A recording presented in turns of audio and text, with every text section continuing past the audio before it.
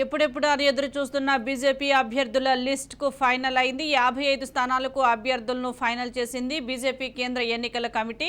ఇవాళ ఏ సమయంలోనైనా లిస్టు విడుదలయ్యే అవకాశం ఉంది. అయితే అవి ఏ స్థానాలు అనే దానిపై ఉత్కంఠ నెలకొంది. మరోవైపు ఆశావాహుల్లో టెన్షన్ మొదలైంది. దీనికి సంబంధించి మరింత సమాచారం మా ప్రతినిధి స్వప్న అందిస్తారు. స్వప్న, 55 మంది అభ్యర్థులను ఈరోజు ఫైనల్ చేసినట్లుగా తెలుస్తుంది. పూర్తి అప్డేట్స్ ఏంటి? మరికొద్ది సేపట్లో లిస్ట్ అయితే ఫైనల్ చేయబోతున్నారు. అయితే దానికి సంబంధించి ప్రజెంట్ మన దగ్గర ఉన్నటువంటి ఇన్ఫర్మేషన్ తీసుకుంటే బీసీకి పెద్ద ఎత్తులో పట్టం కట్టింది ఈసారి బీజేపీ. 14 మంది రెడ్డిని 6 మంది వెలుమల్ని తీసుకుంది. ఏ రకంగా తీసుకున్నా మొదటి నుంచి ఇటు రెండు పార్టీలకు సంబంధించి ఓసీలకు సంబంధించి వాళ్ళు బేసిక్ గా ఎక్కువగా చూపిస్తున్నారు కాబట్టి బీసీ సామాజిక వర్గాన్ని తమ వైపు తీసుకునేటువంటి ప్లాన్ అయితే పూర్తి స్థాయిలో బీజేపీ చేసినట్టుగా ఈ లిస్ట్ ప్రకారం మనకు కనిపిస్తుంది. ఇక మొదటి లిస్ట్ లోనే 3 ఎమ్మెల్యేలు 3 ఎంపీలు ఈ మొదటి జాబితాలోనే ఆ లిస్ట్ ఉండేటువంటి అవకాశం మనకు కనిపిస్తుంది. ఎవరైతే మెయిన్ క్యాండిడేట్స్ ఉన్నారు అండ్ వీళ్ళు కిషన్ రెడ్డికి సంబంధించి కానీ లక్ష్మణ్ కి సంబంధించి కానీ వీళ్ళైతే ప్రజెంట్ లిస్ట్ లో వీళ్ళ పేరు లేనటువంటి పరిస్థితి మనకు కనిపిస్తుంది. వాళ్ళకు సంబంధించినటువంటి లిస్ట్ ని తర్వాత ఇస్తారు. ముందైతే ఇప్పుడు చూసుకుంటే మనకు ఎవరైతే ఎంపీలుగా ఉన్నారు ఇటు అరవింద్ కానీ అదేవిధంగా కోరెట్లకు సంబంధించి అరవింద్ ఇచ్చారు అండ్ జగిత్యాల బోగస్ రావడానికి చొప్పదండి బుడిగ శోభ, భూపాలపల్లి కీర్తిరెడ్డి, బోధికి సంబంధించి సోయం బాబురావు. సో మొదటి జాబితాకు సంబంధించి అలాగే కిషన్ రెడ్డితో పాటు రాజగోపాల్ రెడ్డి, విజయశాంతి, డీకే అన్న వీళ్ళ పేర్లు కూడా మొదటి లిస్ట్ లో లేవు. ఈ పేర్లను ఏవైతే మెయిన్ నిన్న ఢిల్లీ వెళ్ళి మాట్లాడిన వాళ్ళు ఉన్నారు నడ్డాతోటి ఆ లిస్ట్ మొత్తం పక్కన వాళ్ళు ఆ మెయిన్ ఉన్నటువంటి నాయకులను అయితే పక్కన పెట్టారు. వాళ్ళకి సంబంధించిన లిస్ట్ సెకండ్ లిస్ట్ లో ఉండేటువంటి అవకాశం ఉంది. మిగిలిన వాళ్ళందరికీ దాదాపు కన్ఫర్మ్ చేశారు. ఏ క్షణంలోనైనటువంటి ఈ లిస్ట్ అధికారికంగా ప్రకటించే అవకాశం ఉంది. ఇంకొకటి ఏంటంటే ఇప్పటికే బీజేపీ ఆఫీస్ కి పెద్ద సంఖ్యలో అక్కడ ఉన్నటువంటి ఎవరైతే మేము టికెట్ ఆశించే వ్యక్తులు ఉన్నారో వాళ్ళు రావడం జరిగింది, కలుస్తున్నారు.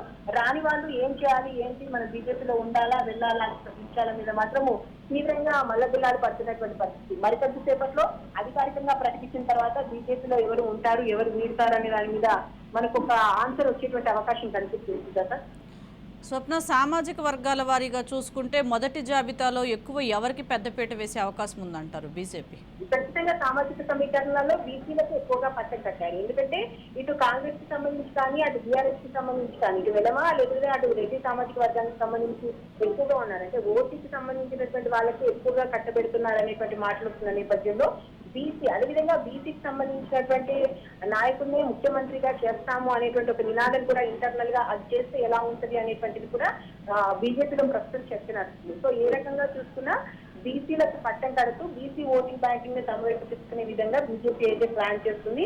అండ్ ప్రెసెంట్ ఇప్పుడు మనం చెప్పుకున్నటువంటి పేర్లలో చూసుకుంటే కూడా మహిళలకు ఎక్కువగా పెద్దపీట వేశారు. అట్ ద సేమ్ టైం బీసీలకు పెద్దపీట వేశారు. అండ్ మెయిన్ నాయకులు ఎవరైతే ఉన్నారో వాళ్ళ పేర్లు ప్రకటించకపోవడం ఒక వ్యూహాత్మకంగా చర్యగానే మనం తీసుకోవచ్చు. ఎందుకంటే వాళ్ళు ఆల్రెడీ ఢిల్లీ వెళ్లారు, వాళ్ళు మొదటి జాబితాలో వాళ్ళ పేర్లు వచ్చేస్తే వాళ్ళు ప్రకటించుకున్నారు, ఇంకా మావి రాలేదు అనేటువంటి ఒక చర్చ జరుగుతుంది. కాబట్టి ఎవరైతే ప్రధాన నాయకులు ఉన్నారో వాళ్ళ పేర్లను మొదటి జాబితాలో వేయకుండా ఎక్కడైతే పర్లేదు మన పేర్లు ప్రకటించవచ్చు అనుకున్నారో అక్కడ ప్రకటించారు. అండ్ జనసేనకు సంబంధించినటువంటి పొత్తులకు సంబంధించి కూడా ఒక చర్చ నడుస్తున్న నేపథ్యంలో ఏవైతే ఇంపార్టెంట్ ప్లేసెస్ అన్నారో అవి ప్రకటించి ఒక కీలక ప్రకటన చేయడం ద్వారా ఒకవేళ జనసేన అడిగితే మిగతా ఆల్రెడీ ముందు లిస్టు ప్రకటించారు కాబట్టి మిగతా లిస్టు మేము తర్వాత ప్రకటిస్తాం అనేటువంటి ఒక ఉద్దేశం. అంటే మేము ఆల్రెడీ ప్రకటించాం, ఇంకా మిగిలిన మీరు ఎంచుకోండి, ఈ లిస్ట్ లో ఉన్న పేర్లు కాకుండా మిగతా నియోజకవర్గాలు ఉంటే మీరు ఎంచుకోండి అనేటువంటి ఒక ఛాలెంజింగ్ దృక్పథంతో అయితే ముందుకు వచ్చినటువంటి పరిస్థితి అయితే మనకు కనిపిస్తుంది. మొదటి జాబితాలో పేర్లు రాని వారు, అసంతృప్తితో ఉన్న వారిని బీజేపీ అధిష్టానం ఏ విధంగా అసలు బుజ్జగించే అవకాశం ఉందంటారు? ఓకే, ప్రజెంట్ ఇప్పుడు అసంతృప్తుల విషయానికి వస్తే ఖచ్చితంగా దాదాపు 15వ తారీఖు లిస్టు విడుదల చేస్తారన్నారు.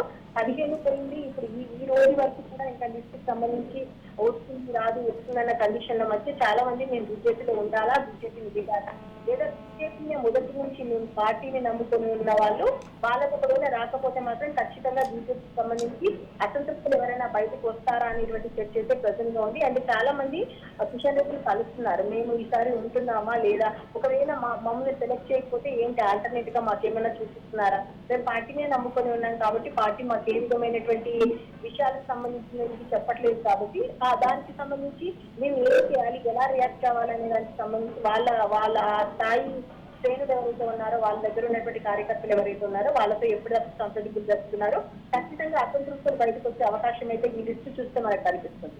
Right, thank you Swapna.